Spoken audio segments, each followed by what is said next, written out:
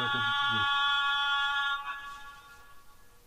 لوگ ایمان لائے اور عمل نیک کیے ان کے لیے خوشحالی اور عمدہ ٹھکانہ رکھیں۔ دوسرا، شہوت کے تعلق سے ہم دیکھیں گے کہ حرام شہوتیں کیوں ہوتی ہے، ریزن کیا ہے۔ اس میں سے ایک ریزن ہے برے ساتھی،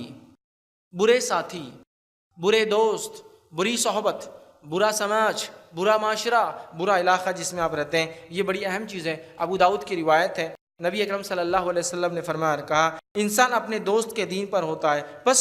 چاہیے کہ وہ دیکھے وہ کس سے دوستی لگا رہا ہے۔ انسان اپنے دوست کے دین پر ہوتا ہے تو اسے چاہیے اس چیز کا خیال رکھے کہ وہ کس سے دوستی لگاتا ہے، مطلب کس کے ساتھ رہتا ہے، اس لیے کہ انسان اپنے دوست کے دین پر ہوتا ہے۔ اور یاد رکھیے اس بات کو، ایسے کتنے نوجوان ہیں یا ایسے کتنے نوجوان تھے ہی، اب بڑے ہو گئے عمر میں، ان کے تعلق سے یہ بات وہ خود گواہی دیتے ہیں کہ سب سے پہلے برا کام یا بری چیز جو انہوں نے دیکھی اس کی وجہ ان کے دوست تھے۔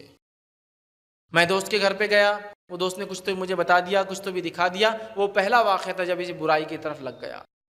ہے نا۔ یہ برے دوست اور برے دوست سے مراد بری سہیلیاں بھی اس میں داخل ہے، کیونکہ اس شہوت کی خواہشات سے کوئی مستثنا نہیں، نہ مرد نہ عورت، کوئی نہیں بچا، یاد رکھیے آج کوئی نہیں بچا۔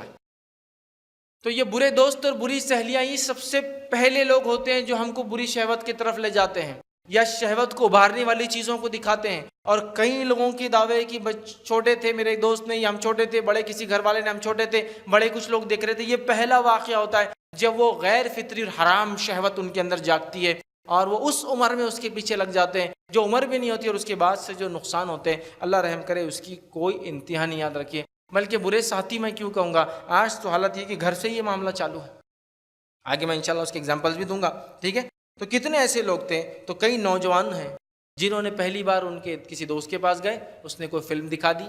کوئی پکچر دکھا دیا، کوئی میگزین دکھا دی، کوئی چیز دکھا دی، اور وہاں سے وہ شہوت کے اندر لگ گئے اور حرام شہوتیں ان کے اندر بہرحال آنے لگی، اور پھر ان کے اندر حرام کاری اور بیہودہ پن عام ہو گیا، اور وہ فحش کی طرف، شہوت ان کی غیر فطری ہو گئی اور فحش کی طرف بڑھنے لگے اور اپنی زندگی برباد کی اور کئی لوگوں کی زندگی برباد کی، پھر نکاح کیا جس سے کیا اس کی بھی زندگیاں برباد کر دیا۔ یاد رکھیے، اور ایسا سماج میں کئی لوگوں کی زندگیاں برباد ہوتے ہوئے بالکل عام نظر آ رہی، یاد رکھیے۔ تو لہٰذا اس معاملے میں ہم بڑی احتیاط کریں۔ جامع ترمذی کی روایت ہے، نبی اکرم صلی اللہ علیہ وسلم نے فرمایا، کہا مومن نہ ہی تانا زنی کرنے والا ہوتا ہے اور نہ ہی لعنت کرنے والا اور نہ ہی فاحش ہوتا ہے اور نہ ہی بیہودہ ہوتا ہے۔ مومن نہ بیہودہ ہوتا ہے نہ فاحش ہوتا ہے۔ دو جملے ہمارے لیے اہم تھے اس حدیث کے اندر، بیہودہ اور فحش، چونکہ جو آدمی شہوت پر قابو نہیں پاتا وہ بیہودہ بھی ہو جاتا ہے اور فحش میں ملوث ہو جاتا ہے، برے کاموں میں لگ جاتا ہے۔ یاد رکھیے، اسی طرح